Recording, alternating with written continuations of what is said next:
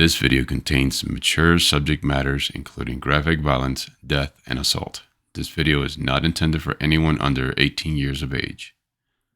The morning of January 15th started in a similar manner to many other families. The Otero parents were getting the two youngest kids ready for school and making lunches. The three oldest children had already left for school. They had no clue that a deranged, wannabe serial killer had been watching 34-year-old Julie, the mother, and 11-year-old Josephine, who went by Josie, for 2 months.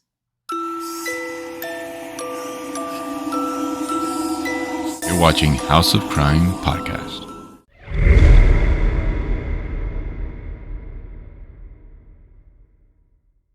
After finishing school on a chilly Tuesday, 15-year-old Joey Otero returned to his Wichita, Kansas home and felt concerned seeing the family dog outside.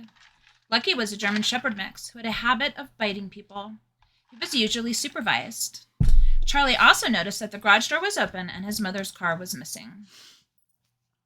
As Charlie entered his home, he noticed his mother's purse open and its contents spilled around the kitchen. School lunches were partially made, still sitting on the kitchen counter. Charlie was feeling that something was off. I would imagine that Charlie began to have a physical reaction to what he was seeing. Maybe the hairs on his neck rose, maybe his breathing started to increase. Yeah. Charlie, come quick. Mom and Dad are playing a bad trick on us. His 14-year-old sister Carmen yells from the parents' bedroom. His siblings, Carmen and Danny, had already arrived home from school. Charlie ran into his parents' room and found his mother bound and his father with a belt around his neck. His father's face was swollen. His mother had a rope around her neck. Both parents had a binding around their wrists and ankles. 14-year-old Danny got a knife, removed the bindings from his father's wrists, and desperately attempted CPR. Carmen attempted to remove bindings from her mother. Both children attempted to revive them. At this moment, I can't help but put myself in the shoes of these three teenage children. What they're seeing would be horrific, yet they didn't run out of the house. They attempted to remove bindings and give their parents CPR. They had no idea that their parents had been dead for hours. It didn't occur to them that the killer could still be in the home. Luckily, none of the three teenagers saw what was done to their two youngest siblings. The morning of January 15th started in a similar manner to many other families. The Otero parents were getting the two youngest kids ready for school and making lunches. The three oldest children had already left for school. They had no clue that a deranged, wannabe serial killer had been watching 34-year-old Julie, the mother, and 11-year-old Josephine, who went by Josie, for 2 months. The Otero family had recently moved to the area from Panama because the dad, Joseph, had retired from the United States Air Force. Joseph was 38 years old, had earned the rank of Master Sergeant, was a champion boxer, a bongo player, and a flirt. Friends considered Joseph the life of the party. He was home that morning along with his wife, Julie, who was 34, 11-year-old Josie, and the baby of the family, 9-year-old Joey. At approximately 8:45 a.m. on that chilly Tuesday morning, a man entered the back door of their home wielding a gun. He had already cut the phone lines. He told the family that he was running from the police and didn't want to hurt them. He stated that he just needed food, money, and a car. Joseph believed the intruder and did whatever he could to follow the instructions so that his family would not get hurt. The suspect thought the dog Lucky would be a problem. Mr. Otero had one of the children remove the dog from the home into the backyard. The intruder had bindings that he carried in his U.S. Air Force parka. Then he tied up the family. During this time, the suspect realized that he was not wearing a mask and that the family could ID him. It was at this moment that he decided to put them down. The suspect placed a plastic bag over the father's head and tied it with a cord, expecting it to suffocate him. The trespasser then tried to kill Julie by strangulation. He thought she was dead, but she had passed out. He then strangled Josephine, who also passed out, and then he tied a bag over little Joey's head. Joseph, the father, was able to chew a hole in the bag that was over his head. The assailant then placed a piece of clothing around Mr. Otero's head along with another bag, suffocating him until he was deceased. At this point, Mrs. Otero awakened. She asked the suspect not to hurt her son. Julie Otero was petite and considered a very sweet person. She was a mother who was very dedicated to her 5 children. She took judo classes with her kids and quickly rose to the rank of brown belt. She told the suspect, "May God have mercy on your soul." He strangled her again, and this time was successful. The intruder later went on to comment that strangling a person was much more difficult than an animal. During her mother's murder, Josephine yelled out, "Mommy, I love you." The suspect brought young Joey into another room. Joey was the baby of the family and was considered very good looking. It's been said that Joey had a lot of girlfriends. Lucky was also Joey's dog, who had been gifted to him on his 5th birthday. The intruder placed a blue t-shirt over Joey's head, another bag, and tied it. He left the room while little Joey suffocated to death. That's coward. Yeah. I hate that part of the story. Yeah. I mean, I hate the whole story. 9-year-old and he just dies alone in a room. It's horrible. It's horrendous. The kid parts of this story are the hardest. I mean, I feel for all of the victims and all the victims' family, of course.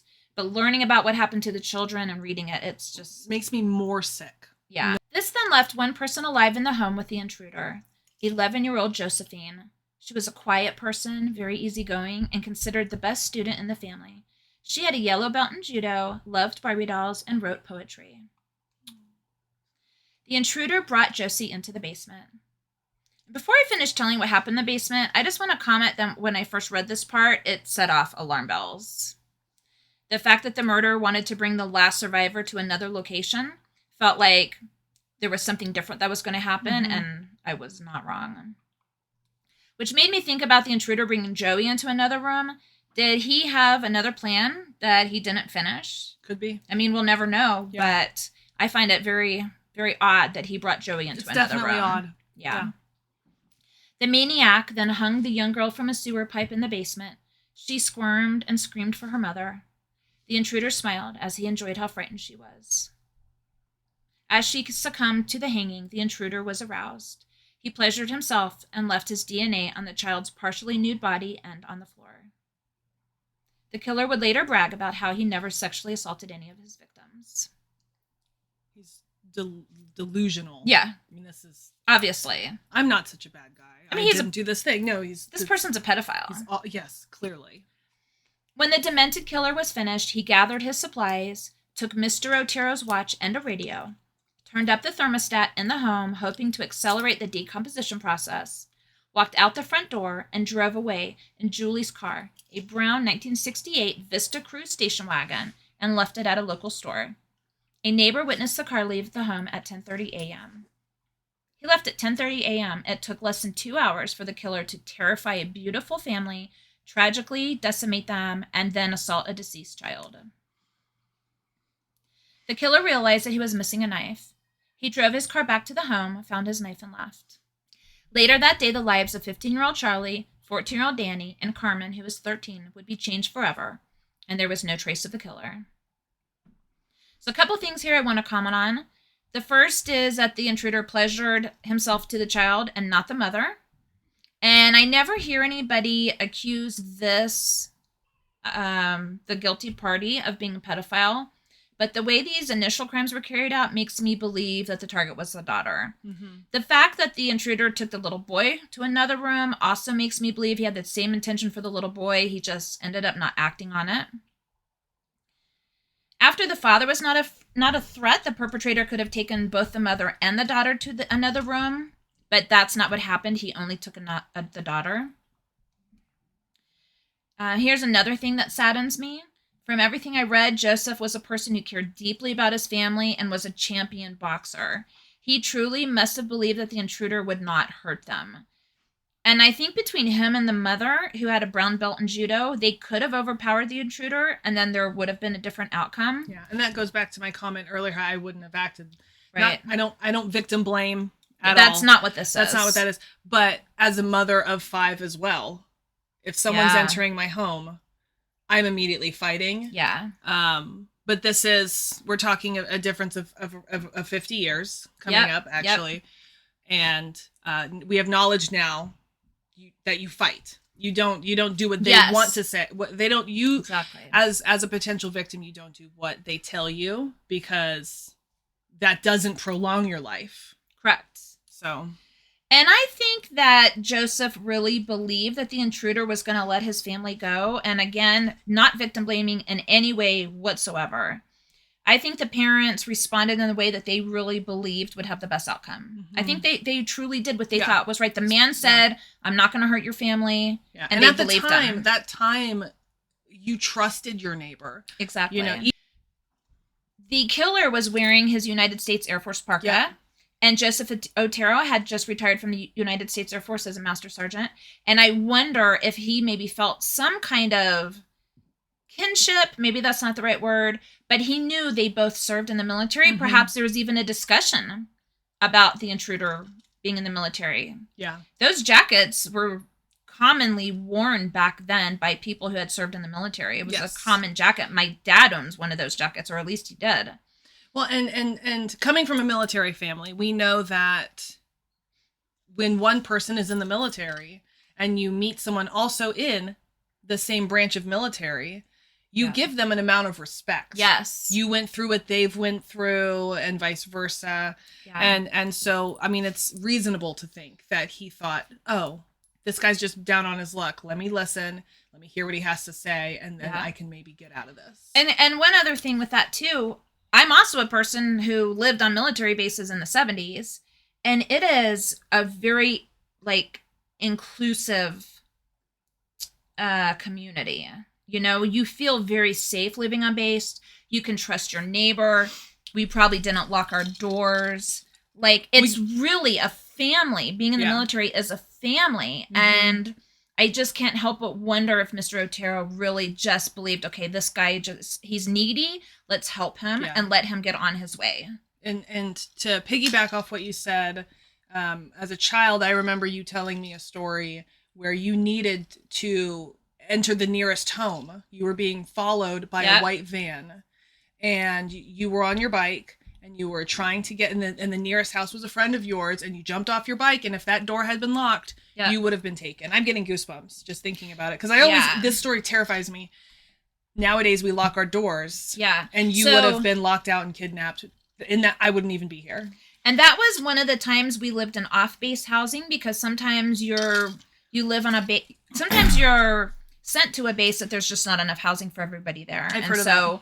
They created off-base housing, and that's where, when I had the kidnapping attempt, that's where we lived at the time. Because had we lived on base, it probably never would. I just can't imagine it would have happened at all.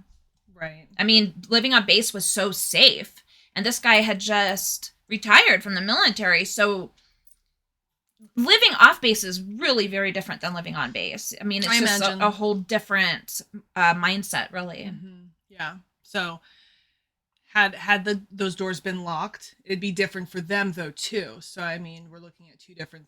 They needed to lock their doors, and for your instance, you needed that door unlocked. Yeah. So it was the time I ran right into very common to keep your doors unlocked. As soon as I saw the first house of someone I knew, I jumped off my bike and ran through the front door. Yep. And that probably saved my life. Oh, it absolutely did. So I had a couple comments about the Oteros too.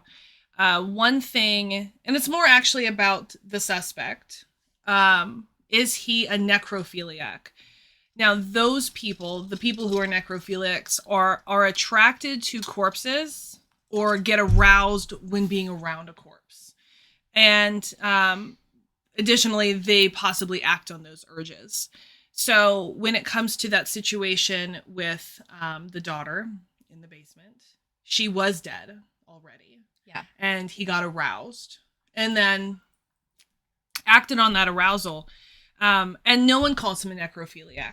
That's true. I've never heard any. And I mean, I've done massive amounts of research and I've never read anyone refer to him that way. And I've looked into this. I mean, there isn't something that says, oh, you only did it once, you did it twice. Yeah. You're not a necrophiliac. That was just a one-off. That's correct me if I'm wrong, but as just a minor lay person here, I would suspect if you even did it once, that's enough. That's beyond. Because in the definition, it says possibly act on these urges. So the word possibly has, I think, a big deal, because the second you go beyond possibly and into the action of, hands down, you are a necrophiliac. It also sounds like what you're saying is that if you haven't acted on it, you could still be that person just because you have those thoughts. Yes. If you're around a dead person, all of a sudden You feel a sensation that is not anything other than maybe sadness for the dead person. Empathy, you know. If you feel aroused around a dead person, there's a chance you need to seek help for necrophilia. If he is a necrophiliac, why didn't he have those sexual urges with anyone else? Okay, this brings me to my next thought on what you had brought up earlier, him being a pedophile. So again, in our research, people don't call him a pedophile. I think I have no idea why. It doesn't really make sense to me. Because he would have had time to do these things with everybody else. It was 10:30, as you said. So much time. He could have done this with anybody. And we'll find out later that he had just lost his job. So, I mean, the man literally had all day. It's not unheard of. Yeah. There are times when men are like, I'm going to work, honey, and they're just going to go do other things because they don't want to tell their spouse that they don't have their job anymore. So, regarding him being a pedophile, so he masturbated to a half-naked child who was dead. Yeah. He didn't do it with the little boy. That doesn't make him not a pedophile at all. But pedophiles do have preferences. We've all heard of NAMBLA or MAMBLA or... I think it's NAMBLA. Those pedophiles do not seem to prefer girls. They seem to prefer little boys. It's in the acronym.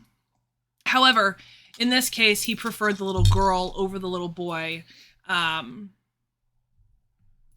I think we need to put more gravity behind that because the second he got aroused, you said, and this is probably off of his own quotation, you know, this is probably off of his own word, that he got aroused when she was screaming for her mother. So she's alive. He starts getting aroused. She dies. He continues to be aroused. Right. He masturbates. And pedophilia doesn't necessarily mean you have intercourse. You can just be attracted to a child. And again, not sure why he hasn't been labeled this, but I think it's time. I think it's time we call him for what he is. I agree. Pedophile, necrophiliac. Words matter. Yes. In October 1974, the editor for the Wichita Eagle received a phone call. He was told that there was a letter from the Otero's killer in a mechanical engineering textbook in the Wichita Public Library. The editor called the police, the letter was found, and this was the first link between the murderer and the Oteros. According to the chief of police, Floyd Hannon, the letter writer had to either have been in the home during or shortly after the murders due to the details provided in the letter. In this letter, the killer claimed the name BTK, meaning bind them, torture them, kill them. He also said,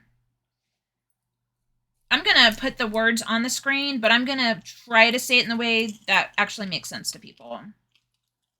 I'm sorry this happened to society. They're the ones who suffer the most. It's hard to control myself.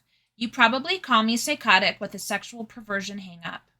When this monster enters my brain, I will never know, but it's here to stay. I can't stop, so the monster goes on and hurts man as well as society. What was it that you thought? I think it says, I can't stop, so the monster goes on and hurt him as well as society, I think is what it is. But hurt him, or maybe hurt him and well as society. So that part's weird. Yeah. It's a big... And hurt him and well as society. It's bad. It's a big, complicated game, my friend, of the monster play, putting victims, number down, follow them, checking up on them, waiting in the dark, waiting. He has already chosen his next victim or victims. Good luck with your hunting. The one thing I think the police could get from this letter is that the killer did not have great writing skills and that he intended to kill again. Which is interesting to me. So he gives a lot of detail, obviously, in that little blip. I'd love to hear a full letter where it gives details of the house, but I guess that might be in evidence, and so they're not going to share that. There's definitely evidence that has not been released that I would love to see, but yeah, I'm sure it's very important. So he said this. Will you scroll back up? Yeah. What's interesting to me is that he is capable of getting a degree. Yes. And he has. He actually ends up being pretty well educated over time. Yes. But his writing skills are awful. Yeah. And I think what he can't doing... He actually is incapable of communicating a clear idea, because you and I can't even agree what some of these sentences mean. Mm-hmm. And we definitely know that he's not the best speller in general, because in his in a court tape he says Russ instead of a ruse. Yeah. But the thing is, I think he's trying harder to sound less intelligent, to throw them off. He was big into puzzles, and I think this is meant to throw off police as much as possible. Here's a clue, but you're not going to guess it. I'm not this dumb. And I actually had a thought, too, when I was trying to think of what the police could gather from this letter they received. Mm-hmm. I wouldn't be surprised if someone read this and thought they're English as a second language. Yes, that makes sense, too. And it's totally not. It's 100% a person who, as far as I know, only ever spoke English. Mm-hmm. Yeah, I mean... That could throw off some investigators for sure. Right.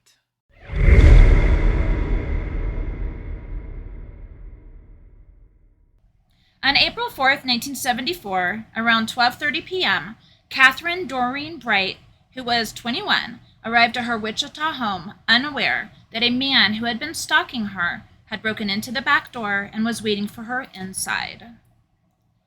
With her at the time was her 19-year-old brother, Kevin Bright.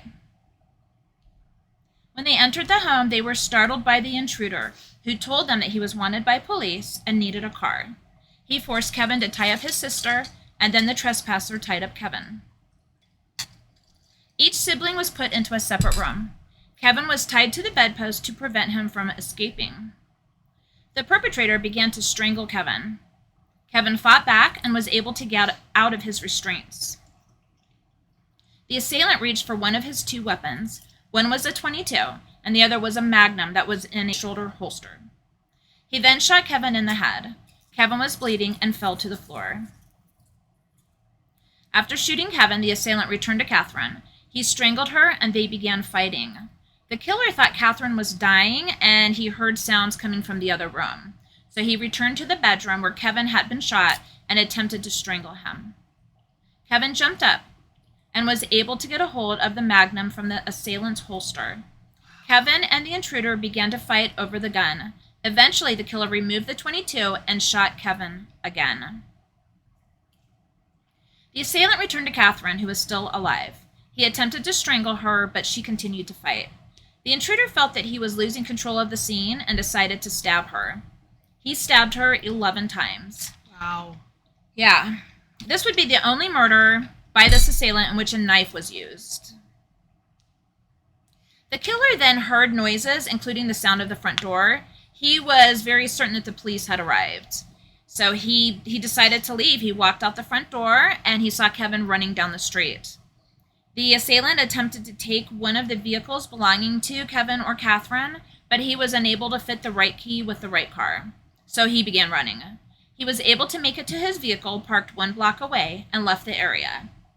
I imagine that he would have been covered in blood and possibly even had knife wounds himself. Yeah. I mean, blood is very slippery. It's super easy to cut yourself if you're stabbing somebody. All the time. Happens all the time in crimes. And I just, imagine this trace DNA guy, evidence because of that. Yeah. I just imagine this guy. He's running down the street. He's got blood splatter on him. How would he not have blood splatter on him? And this is 70s. Yeah. You know, all the husbands are off at work. It's lunchtime. Exactly. You know, the housewives are at their homes. I mean, how many women saw this and didn't say something? Maybe nobody saw anything. I mean, things were different back then. You didn't have a million people on the streets like you do now. You could walk. We used to play in the streets all the time as kids. That was a common thing. So, maybe there wasn't a lot of people in the streets. If men were at work, women were home with their kids. Yeah. If a woman did see him, she certainly probably would have. She wouldn't have approached him. She definitely wouldn't have approached him. She probably wouldn't have even approached Kevin. Running, yelling for help. Agreed. Even today. It was a different time. Well, yes, and that's why they say if you're being raped, you yell fire. Exactly. Because people just don't help anymore. Ever. People just don't help ever. The police were dispatched at 2:05 p.m. They quickly found Kathryn. She was able to show the police where she was injured and state her name and age. And she said, "I can't breathe. Help me," before she passed out. She had lost a lot of blood. There was a blue scarf and a thin rope around her neck. Kathryn lived for 5 more hours. However, she succumbed to her many injuries soon after. Kevin did recover from his gunshot wounds, but does suffer with permanent nerve damage along with damage to his digestive system. That's so sad. The whole thing, so sad. I mean, it's horrible. I just can't even. Once again, a murder had struck, and it had only been less than 3 months after the Oteros were killed, and the killer vanished without a trace. Now, I'm no murderer, but I feel that a big mistake is to have the strong male tie up no offense, the weaker female. Sure. I'm a female. I'm very strong, but would it be smart for an assailant to have my husband tie me up first? No. No. It would be much better for my husband to be tied up. I mean, he's a murdering machine with his black belt, but He could be. He could be. But yeah, so he has Kevin tie up the sister, which is super weird. I know that he didn't know that Kevin was going to be there, and that threw a kink in his whole plan. I mean, he fixated on this plan he had. Yes. And it went very much A, B, C, and then D. That's how his plan. He knew this is what I was going to do, and then this, and now Kevin's there and it's throwing everything off. And so maybe that's why the rest of the mistakes happened. Kevin got out of restraint 1, Kevin got out of restraint 2, and then a third time, but he left and he ran down the street. And a even bigger thing to me is that he thought the police came in. He didn't even realize in that moment that Kevin actually left. Right. So here he is dealing with Kathryn, and he thinks, oh, the jig is up. The cops are here. No, Kevin just left. Yeah. Now you have to run after Kevin. But he didn't even realize it till he steps out and he sees Kevin running down the street. Exactly. And that's crazy to me. He again assumed that Kevin was dead. Yeah. But I do have one other theory about him having Kevin tie up Kathryn. Okay. And I'm just wondering if it kind of fed into his tie them up fantasy. I was actually in the back of my head, I had the same kind of blimp of a thought. If you're going to control a scene, it obviously makes the most sense to let's get the stronger person tied down first. But with him acting on his fantasies and his impulses, her be tied up and he's third person. That's what I'm thinking. There's a thing in the sexual world where a person watches. Yeah. And I've only really heard of this and seen it in a few movies where a husband plays a role. But I mean, maybe he wanted to see what it looked like as a third party, Kathryn being tied up. Does it play? Maybe. So this killer would fantasize and see this murder in his head, and it would play like a movie reel. I actually understand quite a bit of that because that's how I think too. I see things playing as a movie in my brain. And so maybe he wanted to see if his fantasy was actually accurate at all. Maybe he thinks he sees it one way and it's another. Yeah. And then the last thing, it's kind of funny to me how when he goes after Kevin, he heads to a car and he takes a key and he goes and he tries the door and it's not the right vehicle. And we had been talking about this at one point, and in the keys back then all said the make on the key. So it's not like he could really choose. Like if it was a Ford, the key said Ford. Exactly. And so if there were 2 vehicles, there would have been 4 keys because there was the key to unlock the door and there was a key for the ignition. Yeah. But they were very different. It was very easy to look at a set of keys and know which one was for the ignition and which one was for the door. They were different shapes. So even if both cars were Fords, for example, there would have only been 2 possibilities to unlock the door. And he could have tried that. Unless he was just so frazzled that he was just unable. His brain was like, and that's can't do it. That's got to be what it is. I mean, how many mistakes does this guy have to make? Yeah. I mean, he was so miscalculating. He takes 4 people down with the Oteros. Yeah. He can hardly even take... In his supposed first crime. Yeah. Right. Supposed. But he can't even take down these younger people, that clearly don't have the same training that a military man Sure. But a 19-year-old, I mean, he's strong. This young man survived being shot twice. Yeah. I mean, wow. He's a fighter. They're both fighters. Yeah. Kathryn fought a lot. Yes. Kevin fought. It saved Kevin's life. Yeah. Yep. And again, that goes back to my comment earlier. If someone enters my house, I'm fighting. Yeah. You know, I'm not going to just let them. Me too. Yeah, me too. But also, I can't imagine the type of survivor's guilt that Kevin might feel. And that just, like... That's a real thing. That breaks my heart so much to think that this... Yeah. He's not a young man anymore. This was 50 years ago. So now we're talking about a 69-year-old man. Oh, man. He's had to live an entire life without a sister. He's lived a whole life without a sister. And I can't even imagine... I just feel like anybody would feel like, why didn't I do this or why didn't I do that? And obviously, this is not his fault. It's a natural thing for a human to replay this over and over and figure out where did I go wrong? Yeah. And clearly, he did everything he possibly could. There's no wrong in this situation. Yeah. No, I think he did a great job. He tried really hard to save them. And luckily, he was able to save himself. And that's amazing. That's really amazing. So heartbreaking. Yeah, it really is.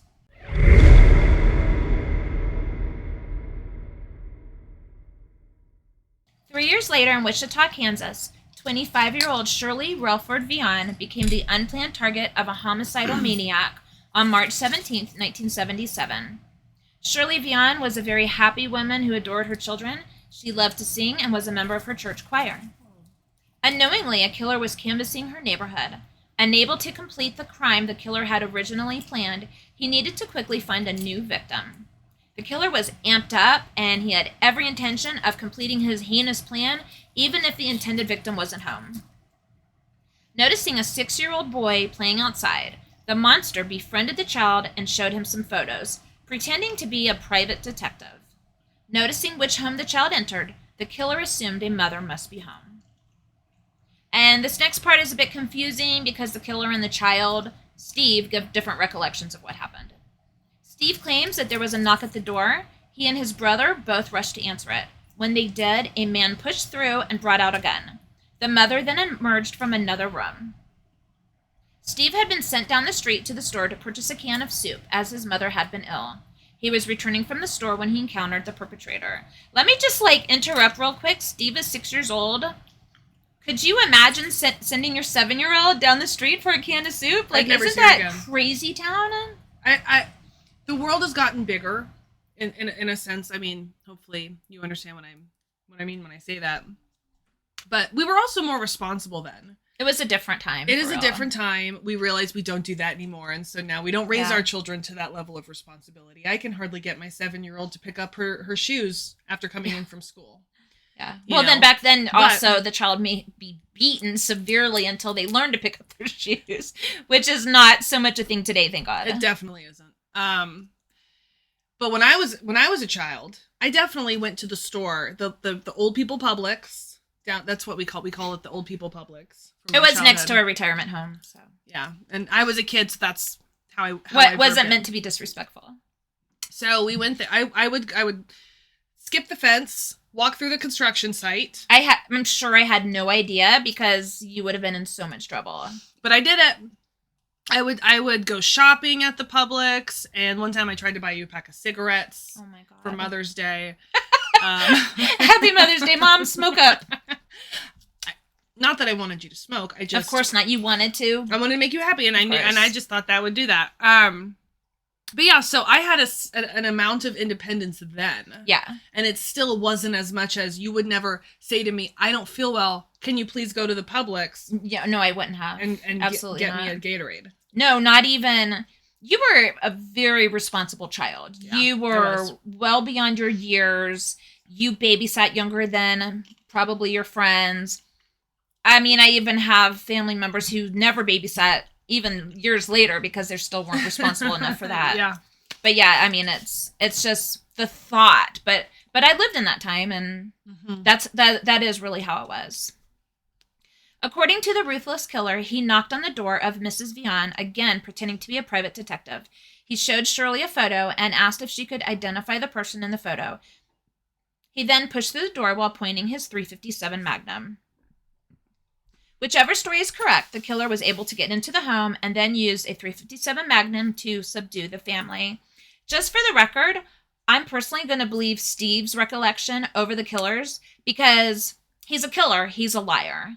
He probably came up with some fantasy in his head that, oh, I was a private detective and I showed pictures and she let me in. You know what I mean? Here's another thought, though. What if he is getting confused with another murder? Mm-hmm. Obviously, well, not obviously. So we'll learn later that there are other potential victims. And so there's a chance that his recollection of the story is actually someone else's crime that happened to them. Sure. The killer told Shirley that he had a problem with sexual fetishes and that he would tie her up. Together, the killer and Mrs. Vian placed the children into the bathroom with some toys. They tied the bathroom door handle so that the kids could not leave, then placed a bed against the door. The bravery of this mother is astounding. She knows the intruder's there to cause her harm, but she focuses on her kids in order to keep them safe, and it worked. Yeah. And it's amazing. You mother bear, and you do everything you can to keep your children safe. She must be she's memory. My hero. That's what I was going to say. The memory of her, she must be the biggest hero to her 3 children. Because of her children got out of this without being harmed, which is, I mean, at least physically harmed. The emotional scars are enormous. Forever. Yeah. He then began to tie up Shirley. She had been sick and vomited at this time. He helped to clean her up, gave her a glass of water, and stated that he consoled her. I just hate that. It's so gross. He's so disgusting. Afterwards, he finished tying her up. This part's a little hard for me to read because I see it in my mind, but he placed a rope around her feet and with the same piece of rope continued to tie her arms. He then placed a bag over her head and strangled her with the remaining piece of rope.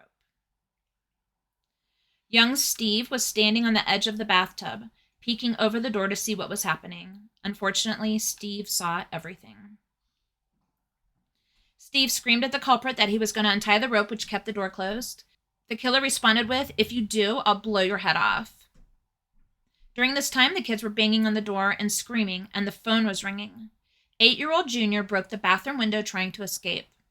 One of the children had previously commented about a neighbor who would check on them shortly.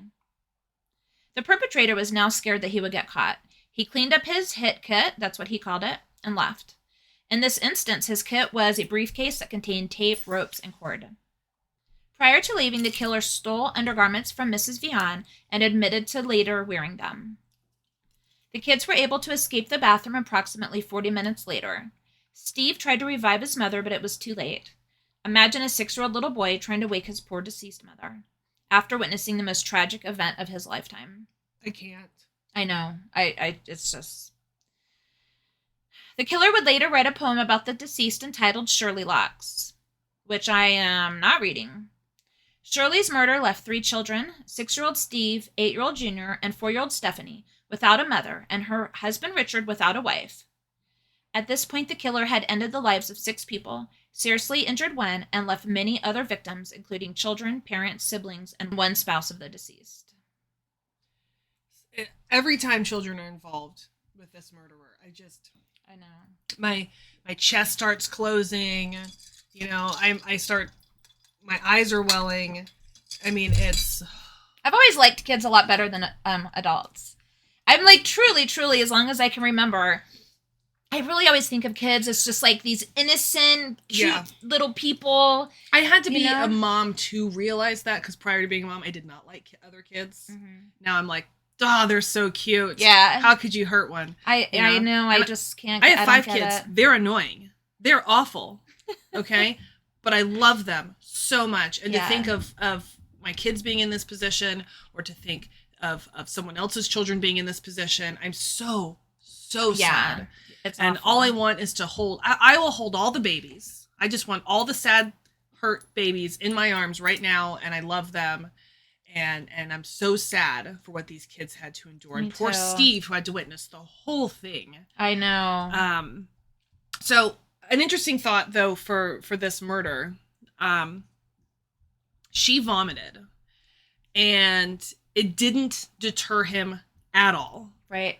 So, I mean, you know, the consoling part may or may not be true. Right. I'm going to go with it's true because it makes it a little more interesting for me. If it's true,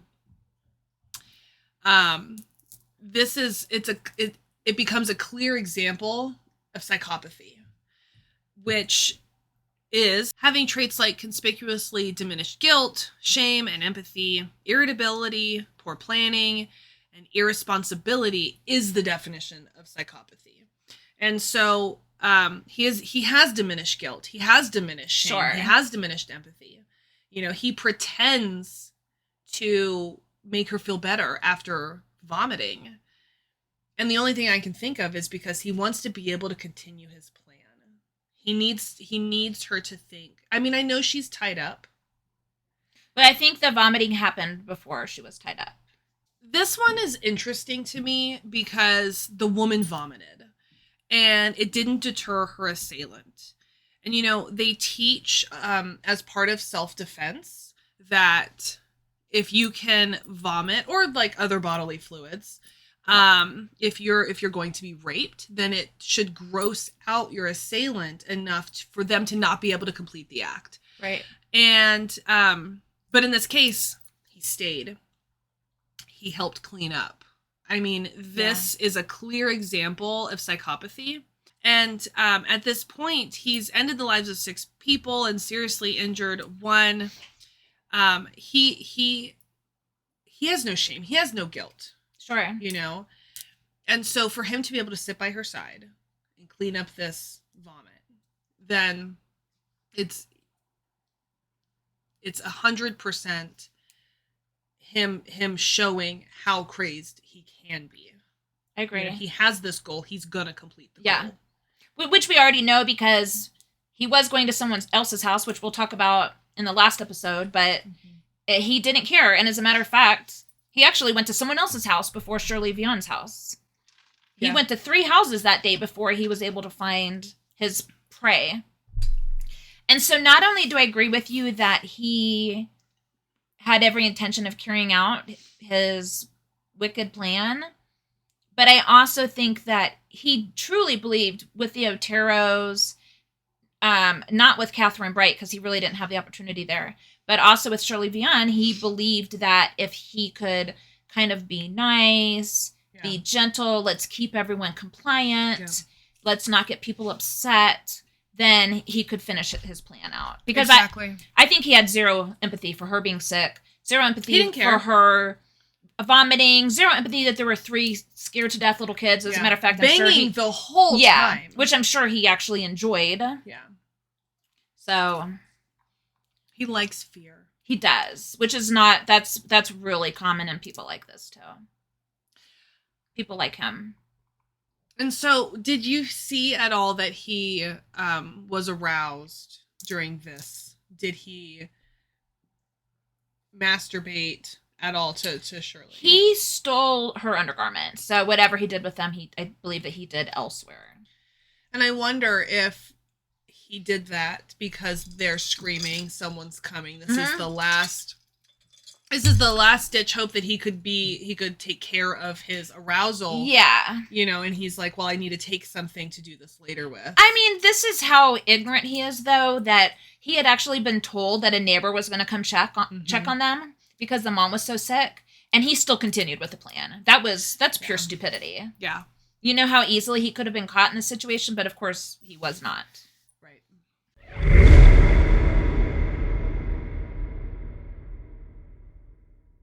Knocking on the Wichita door of Nancy Jo Fox and getting no response, the merciless intruder pried open a window and waited for her inside the kitchen.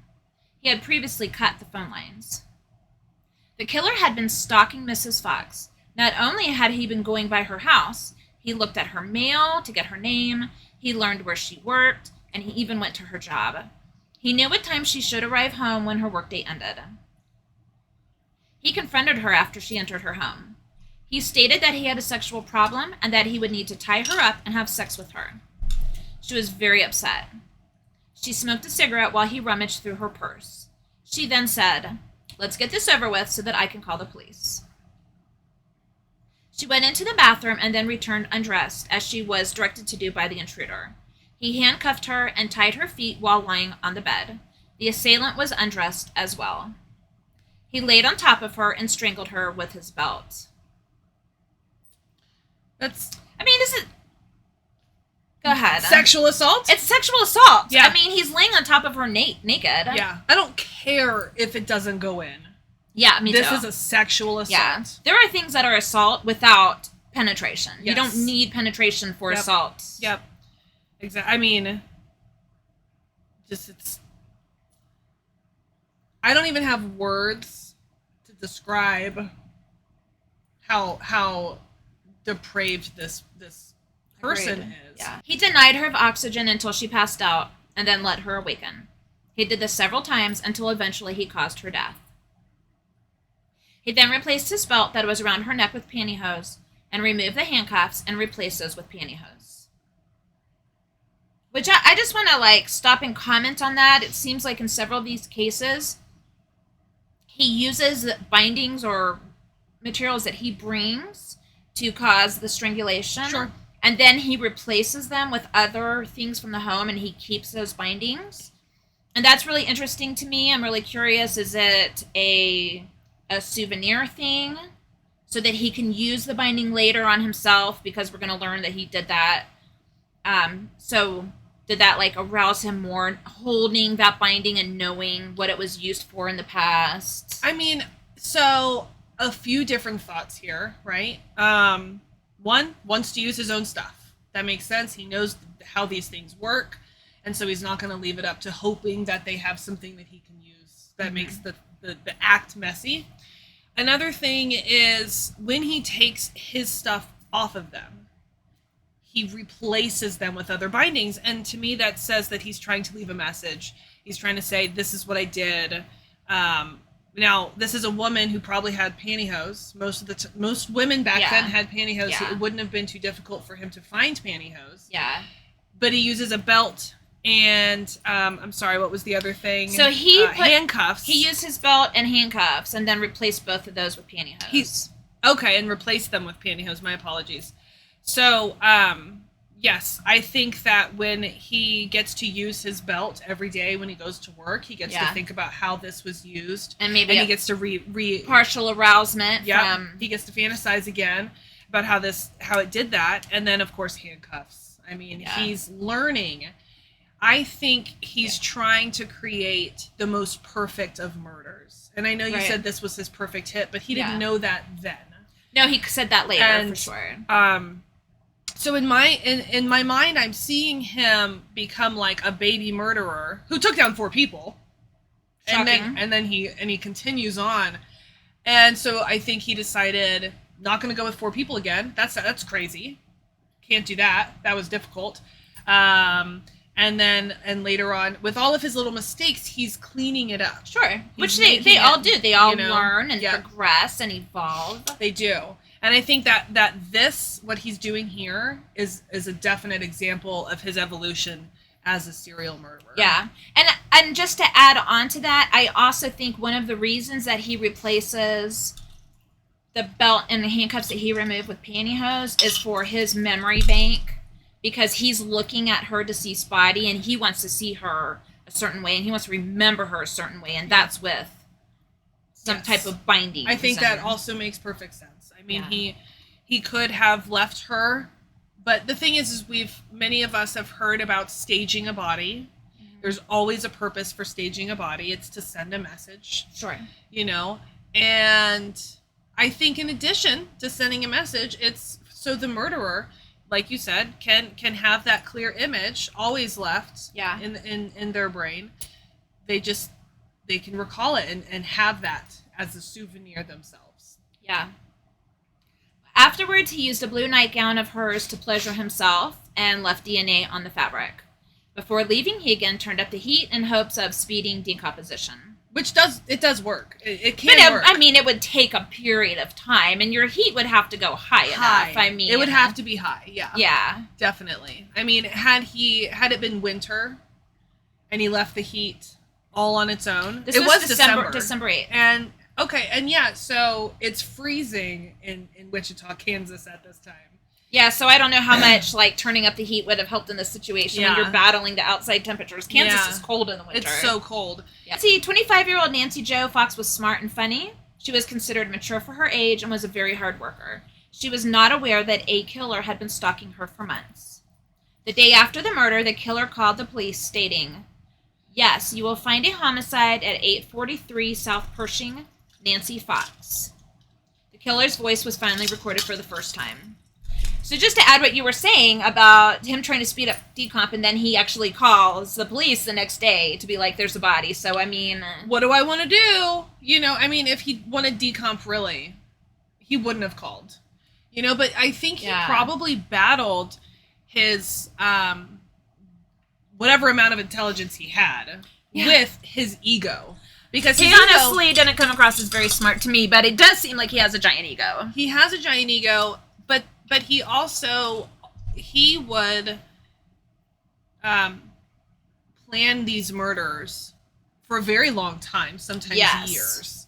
So he would spend a very long time watching and thinking and fantasizing and everything down to the T. There is an amount of intelligence there to be able to do that. He would never get away. Not nowadays. In today's... I mean, today he would have been caught with the first four. I'm so hope, but... Oh, I completely agree. Yeah, and I think that he's probably battling what he knows would work. Heat, decomp. There you go. And need for attention. You know, he's already obviously left a couple of hints for police. Shirley Locks. The letter about the Oteros. And so, you know, he starves for the attention, probably the attention he never got from his parents. This one does seem like a perfect hit. Looking at his history with all of the murders, up until this point, it's definitely the most perfect. He'd made no mistakes here. And even looking at his future murders, which you will get to see here soon, he didn't make any mistakes. He changed out the belt and handcuffs for pantyhose. He didn't have any interruptions. He got to take the time that he wanted. He did get to take the time that he wanted, and it's interesting to me that he didn't stop after that. But, so DNA was first used as evidence in the United States in 1986. It had started over in Europe first. And at this time, the FBI were the only ones really using DNA as evidence. Like, we're talking semen, not blood. So I think all they really had at this time was blood typing, and man, how many people went to prison wrongfully? So many, because of blood typing. So many. So basically, here we have detectives in this crime scene. They see the blue they see the blue nightgown. Yeah. And they see that there is semen on it. There's no blood. There in their minds currently right now, unless the detective had some kind of blip from the FBI saying, "Hey, we're going to start doing this in the next few years." There really was no reason for them to collect the semen-coated gown. And so whoever did that broke open the case later on, because had they not, they never would have been able to tie him to this murder. So that was a lucky shot that even happened. I mean, there's no way they knew that and there was years down the road they would be able to use that and find the murder for exactly. Nancy. And there was also no touch DNA back then either. Right. So, I mean, he just would have, without you're absolutely right, without that DNA, they never would have been able to completely tie him. They could have suspected him, but they wouldn't have had evidence. Yeah. And he wore gloves to all the crime scenes. He even wore kitchen gloves at times. Like the heavy-duty kitchen gloves. Those thick ones. I mean, I don't think he was a smart guy, but he did make some decisions that actually helped him a lot. Yeah, some that even nowadays murderers miss, and that's their downfall, is like not wearing gloves. Or, you know, leaving their knife at a scene. Yeah, or their knife sheath. Or the sheath, yes. That's a great decision a new right one. there. Yep. I'm curious if... I mean, we know he probably did not leave fingerprints at these scenes because he did wear gloves.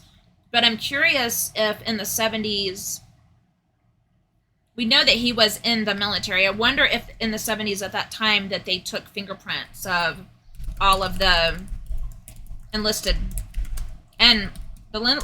people and the officers. I'm really curious about that. Like, if he hadn't wore gloves, would they have been able to catch him with his fingerprints? I mean, fingerprinting was really difficult back then. They were doing it by eye. They were visually comparing fingerprints back in the 70s, which is like shocking that they were ever able to catch anybody. You had to have a suspect because you couldn't just like compare thousands. This is why he's How so much smart. time would this take? The military has the use of fingerprints for personal identification, mostly to enlist men, started in 1906 and 07. By 1917, the armed forces discontinued photographs and expanding fingerprinting to cover officers as well as enlisted personnel. Had he left a single fingerprint that could be found, they would have found him because his fingerprints would have been in the they would have had in the database. I mean, I don't know if they had a database, but it would have been somewhere. To further this quick thought, though, cops started using fingerprinting in 1892. Wow. The Wichita Eagle received an index card from the killer in January 1978. A poem, a play on the nursery rhyme Curly Locks, about the murder of Shirley Vian. So I'm going to read this. It might get cut. Just saying. I don't really like to... I don't want to romanticize him. And I think that it's important for the viewers to see how terrible he is at poetry. Okay. Shirley locks, wilt thou be mine? Thou shalt not scream, nor yet feel the line, but lay on a cushion and think of me in death, and how it's going to be. And y'all need to look up this poem, Curly Locks. He basically takes the original poem and substitutes 4 words and calls it his own. So he's no Wichita poet. No.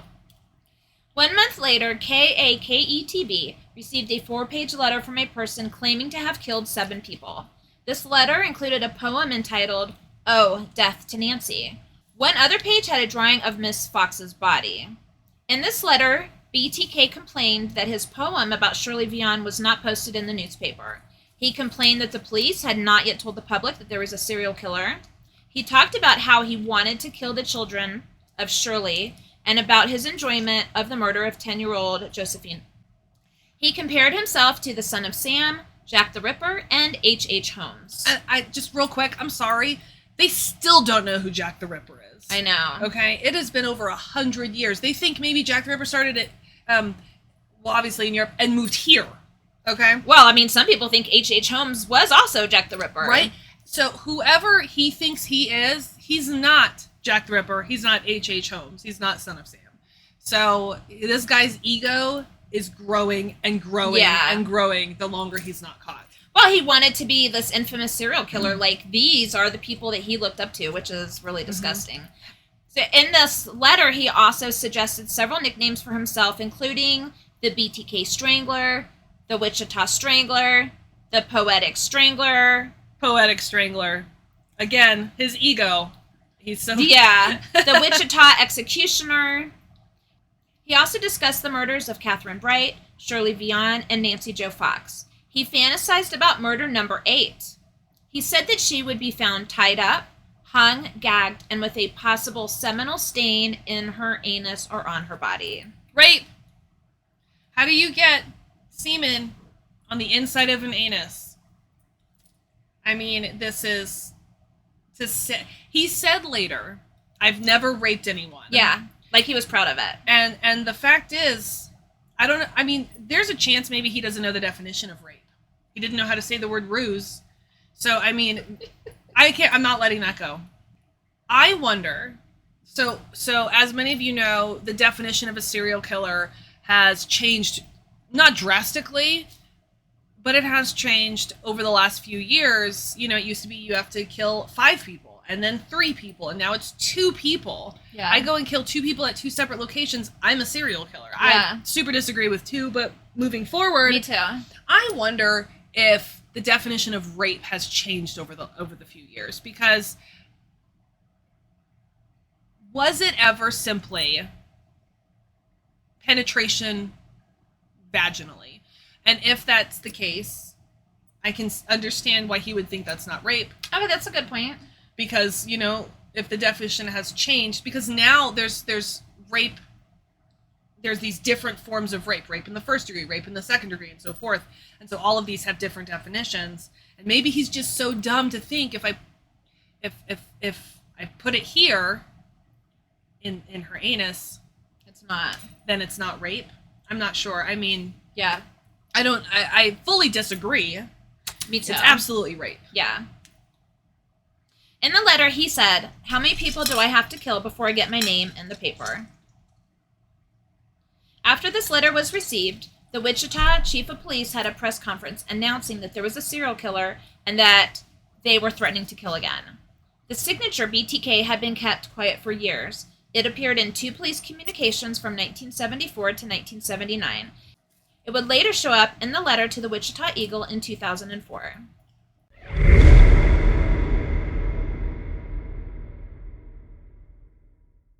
Maureen Hedge was a sweet woman who loved shopping, jewelry, and had a strong Southern accent. Many compared her speaking voice to that of Dolly Parton. She went to Christ Lutheran Church and loved to garden. On May 5th, 1985, Maureen, who was 53, was found deceased in a remote ditch. She had been missing from her Park City, Kansas home for 8 days. The assailant broke into her home when she was not there and hid until she arrived. When she arrived, she had a male visitor with her for about an hour. Just imagine you come home with maybe it was a date, we don't know, it could have been a friend or a date, but you come home with this person and there's somebody hiding in your house and you don't even know. It has been one of my top fears, probably since moving out at 17 and starting my adult life. I have been worried someone is in my closet waiting this whole time. Dude, I have still checked closets many times. I still regularly check closets. I am not kidding. If I hear something, F it. I'm grabbing whatever my weapon of choice is, and I'm walking around and I'm checking everything because I'm not taking any chances being snuck up on or what. I have usable weapons at many doors in my house, depending on where they could be coming in at or whatever. After her friend left, he waited for hours before enacting his plan. Finally, when he thought the time was right, he entered her room and flipped on the bathroom light. She screamed. The cold-blooded killer strangled her with his bare hands. Ugh. Just terrifying. So scary. So terrifying.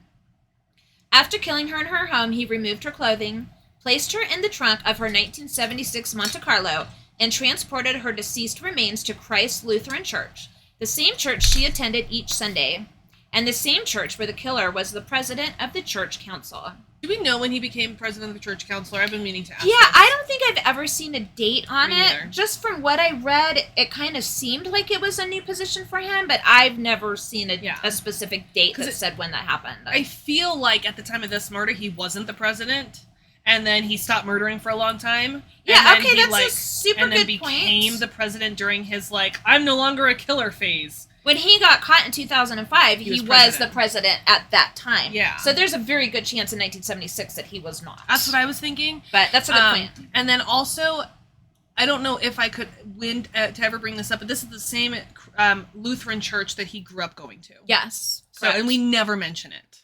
Yeah. That it's the same one. He's been there his whole life. So I don't know. Yeah, well, and we're going to try to tie up all these kind of loose ends in the last video called Loose Ends. We're very creative. I want to say something. In these videos, if you see us laugh or smile, it's never with the intention to be disrespectful to the victims.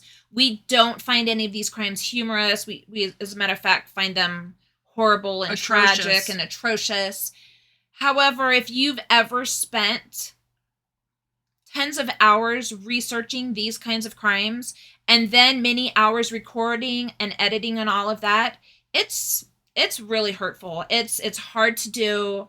And so if you see us laugh or smile for a second, it's only because we're trying to bring a little levity to each other and maybe just not feel as crushed in the moment from talking about these things. Yeah. So I wanted to ask you about another thing. So this is the first case where he actually removes a victim from her home. But he also takes her clothes off at her house, which I found like really odd. I mean, we're going to find out what he did in this situation, but he's transporting. Why would he take her clothes off before he transports her and not after? Or am I just overthinking it? Oh, no. You can't overthink this. Every single thing he did or didn't do, there is absolutely a reason behind it. I think this male visitor that she brought home threw him off.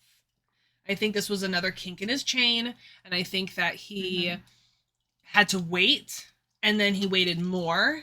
Yeah. And he couldn't wait to get into it, and like into the killing. Like he probably gets more amped up the longer he waits. I think he does, because he's there. He's literally watching her interact with this other human being. Minimally, he can hear them probably. Yeah, and so his brain is racing. He is in this mindset. He's breathing heavy, trying to keep quiet. He's getting pent up. I think he couldn't wait any longer to remove her clothes to see what he's working with. I think it's as disgusting as you think it is. And, you know, he's no longer thinking even slightly. He brought her to his church.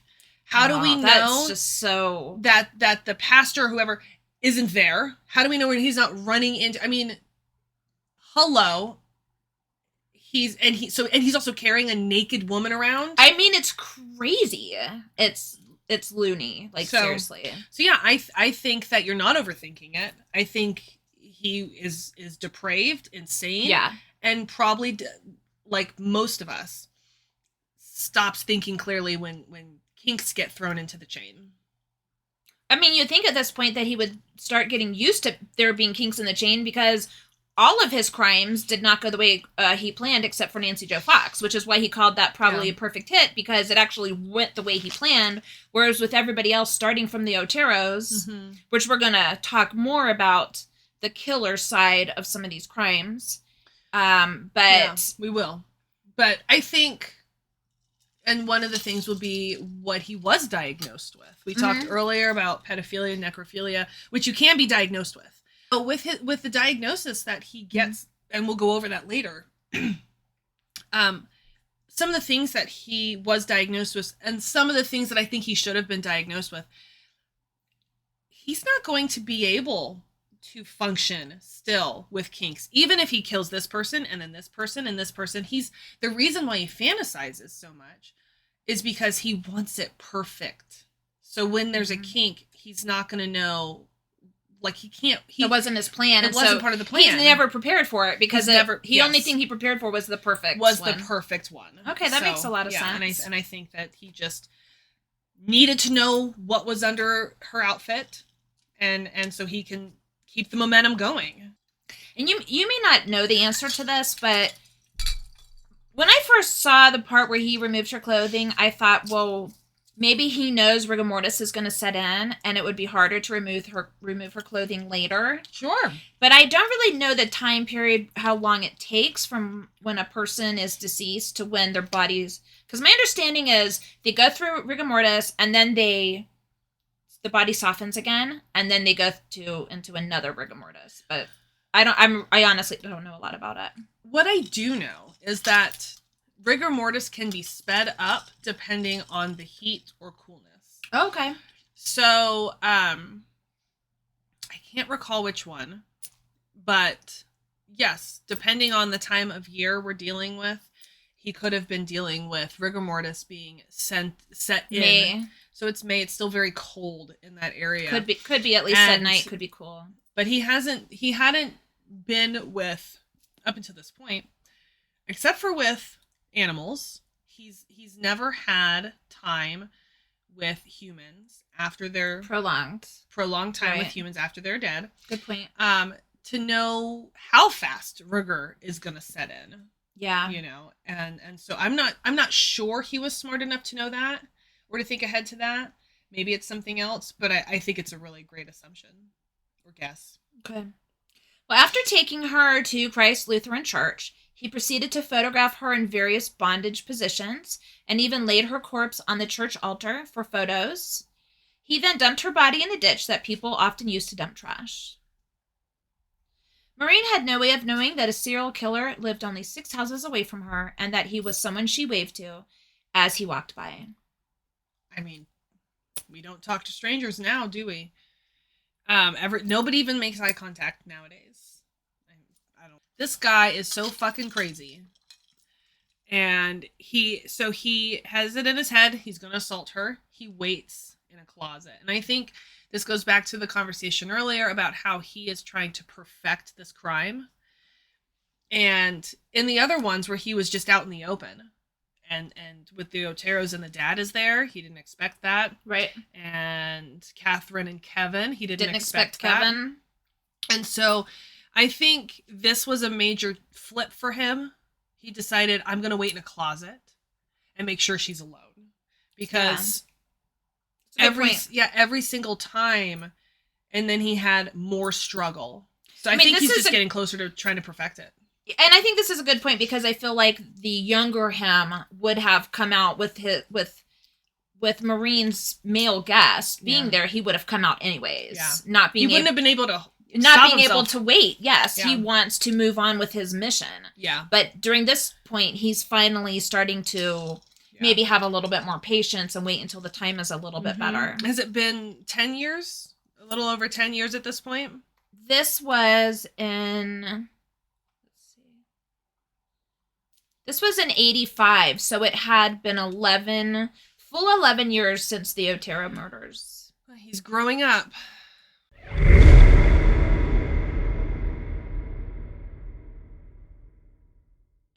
During the lunch hour on September 16th, 1986, Vicki Lynn Wegerle, who was a 28-year-old mother of two, was playing the piano when she heard a knock on her Wichita, Kansas door. That's why you don't answer your door. It was a telephone repairman, or so it seemed. He was wearing a yellow hard hat, had identification, a briefcase, and was holding a Southwestern Bell manual. Because you all know that when a repair person comes to your house, they bring the manual with them. I'm sorry, it's kind of just, absurd. He did everything. I mean, and they also don't bring briefcases. Yeah, exactly. He said there had been some phone issues in the area and asked if he could come in to check the phone lines. His ruse was convincing. Vicki let the man enter her home. I like that you used the word ruse correctly. I totally did it on purpose. He feigned checking the phone, and when she wasn't looking, he pulled out a pistol, pointed it at her, and asked her to go to the back bedroom with him. The repairman tied her up with leather shoestrings. Vicki Lynn fought back. They began to fight. He was able to get a nylon stocking and then strangled her to death. Or so he thought. He took photos of her. The windows were open. There had been a lot of commotion. The dogs had been barking, and he was afraid that the husband would be coming home shortly, so he collected his things and left in her vehicle. Nancy Jo was still alive when medics arrived. However, they were unable to save her. Her 2-year-old child told police, "Man hurt mommy." So sad. Investigators were able to collect DNA from underneath her fingernails. This DNA would later match the semen left at the Otero house and DNA found on Nancy Jo Fox.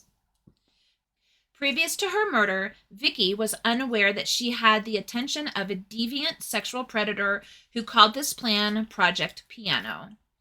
Vicki was a beautiful pianist, and the killer often heard her music as he walked past her home. A few minutes later, Bill Wegerle, who married his high school sweetheart when he was just 17 years old, drove past his wife's vehicle on the road. However, he could not see who was driving. When he arrived home, he found his 2-year-old son on the floor of the living room. Soon after, he found his wife's body. Police were able to quickly find Vicki's gold Monte Carlo, but the killer was long gone. Later, the killer would mail copies of 3 photographs of Vicki he had taken post-death, plus a copy of her driver's license. The police knew that the killer had taken the photos because the police did not take crime scene photos during this investigation. So, interestingly, that gut feeling he had that that her husband was coming home was entirely accurate. Had this man done the terrible things to her that he did to his previous victim, yeah, he would have been caught. Yeah. He is constantly flying under. He just keeps getting lucky. Yeah, he did get lucky. He's lucky that semen DNA isn't a thing yet. He's lucky that someone didn't catch him at the church. He's lucky that the husband didn't come home 5 minutes early. Exactly. I mean, the husband passed her car that he was escaping in. Yep. So literally, I would imagine it was down the street. It probably wasn't very far. Yes. Because, he didn't park his car that far away. Normally it was about a block. Yeah, exactly. Yeah. So he didn't drive far. Yeah. And this is super interesting to me because this is when DNA evidence really started picking up. And so this is the first time that they would scrape fingernails for this line of cases. When it comes to fighting someone off, whether it's scratching or punching or whatever, they now cover your hand in a paper bag. They bag your hands. And the reason why you don't use plastic is because it gets condensation-y, and so it messes with the evidence. And so they'll use paper bags because it breathes enough, but keeps the evidence in there.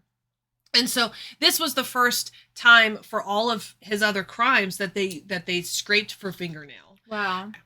And so it's only by chance, because of the previous murders, that they were able to link that seminal gown to him here. Exactly. And the other times they found his semen. Right. With the Otero daughter. So yeah, I mean, he gets away, and then it all just comes right back to him. Right. So that was just interesting for me. Yeah. With it being 86. And I imagine there was a point where he was just like, they're never going to catch me. I think so. I mean, it's been 11 years at this point.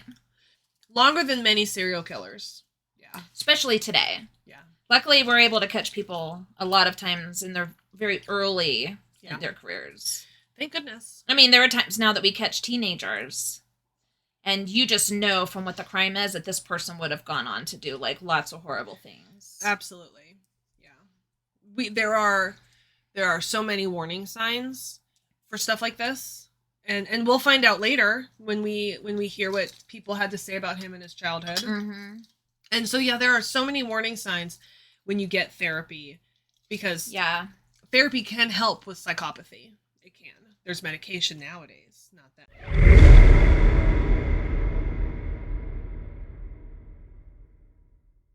On February 1st, 1991, recent retiree Dolores Earline Davis, known as Dee, was found deceased under a bridge in Park City, Kansas. Dee had been deceased for many days and had to be identified with dental records. Her cause of death was strangulation with pantyhose. During the early morning hours of January 19th, the killer, wearing all black, waited outside her window for her to go to sleep. Meanwhile, he had cut the phone lines. When she finally turned out the lights, the assailant threw a concrete block through her sliding glass door. Startled from sleep, Dee thought that a car had hit her house. She was soon to be face-to-face with the intruder. He told her that he was on the run and needed a car, food, and warmth. He handcuffed her.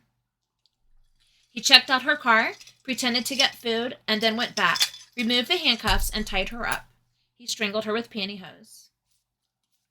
Before leaving, the killer took jewelry, a camera, and rummaged through her underwear drawer. Later, realizing that he had lost his gun, he returned to her home and found the gun near where he threw the concrete block through the glass door. I mean, the mistakes from this guy, seriously. Yeah. He then proceeded to dump her lifeless body, which I find very interesting. Let's talk about that in just a second. Dee grew up on a farm in Nebraska. She worked for more than 25 years as a secretary. She also sold Mary Kay Cosmetics. She told people that she really liked the company because they did not test on animals. Aww. She sounded like a really kind person. Yeah. Her grandchildren remember her fondly. So, can we talk about him dumping her body? He didn't take her body somewhere else to pose or be photographed. That we know of. That he admitted to. He just dumped her body. And the only real thing I could think of for this was that he wanted to visit it again. So Nancy's murder was for him the perfect hit. And I often wonder, why is this one not the perfect hit? He went in, he went out, it was clean, it was done. And I think that it has to do with, and I'm going to come back around to my comment on this, but I think it has to do with him leaving his gun. And so he came back. It wasn't clean. It wasn't clean, yeah. You know? And so I think he was rushed for some reason. He just took her out of the house, dumped her body. But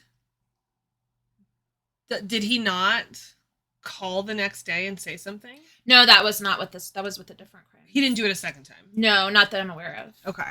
So I think either he wanted to visit the body again, or I think he had so much hate built up for his mother. This is the oldest woman he murdered. Yes. And I don't know how old his mother would have been during this time, but he had a lot of pent up aggression for her. He even admitted that he's not happy with her. Yeah. You know, and so I'm wondering if how awful he treated her and just dumped her. She's not even, what I'm about to say sounds insensitive, but she's not even worth the time to pose and do these things that he's used to doing. Maybe in a way, he was killing his own mother. Wow. I don't know. That's speculation. Sure. A lot of stuff like this would be. But I will say that the killer would later admit to starting to stalk older women because he was aging as well, and he thought that it would be easier for him to control an older woman than someone younger and stronger. Sure, but isn't she like 30 years older than him in this? So this was 91. She had just retired, and right now, in this point in the episode, we don't know who the killer is or his age. He's 50. I want to say that he was 46 at this time. He was born in 45, 41. right? I mean, yeah. So I think that if it's not the mother thing, yeah, I mean, she's easier to control. You know? Yeah. Absolutely. But, there's no conversation here there's no evidence that he did rummage through her underwear drawer. I didn't read anything that says that he took any of her undergarments. Yeah. I never found any evidence that he left any DNA. Yeah. That's kind of why I'm thinking going back to the mother, because would he want to rape his own mother? Possibly. I mean, quite possibly. I don't know. Yeah. But when it comes to all these other victims, they just don't fit. This woman does not fit the bill that he has decided was his preference. Right. Well, this crime is also, let's see, 5 years after the previous crime. So a lot of time has gone by. He's definitely getting older. There's a lot of things in here that you're right that are pretty different compared to some of his other crimes. Yeah, I mean, maybe he just missed the thrill and was like, you look easy. Like you said, I'm older, you're older. How about I murder you next Tuesday? Right, exactly. Poor woman, she had just retired. She didn't even get to enjoy her retirement. And she seemed like a really kind person. Yes. She really did. Okay, well, we are going to wrap up our first episode. High five. In the next episode, say it. Do you have information? In the next episode, we're going to talk about the suspect, that he's on the police radar, and we're going to go through his childhood and adulthood. So hopefully you tune in and see a little bit more behind this depraved serial killer. Maybe we can unveil some things we think led him to this terrible life choice. So House of Crime podcast. Like and subscribe. Save it in your settings. And we'll see you next time.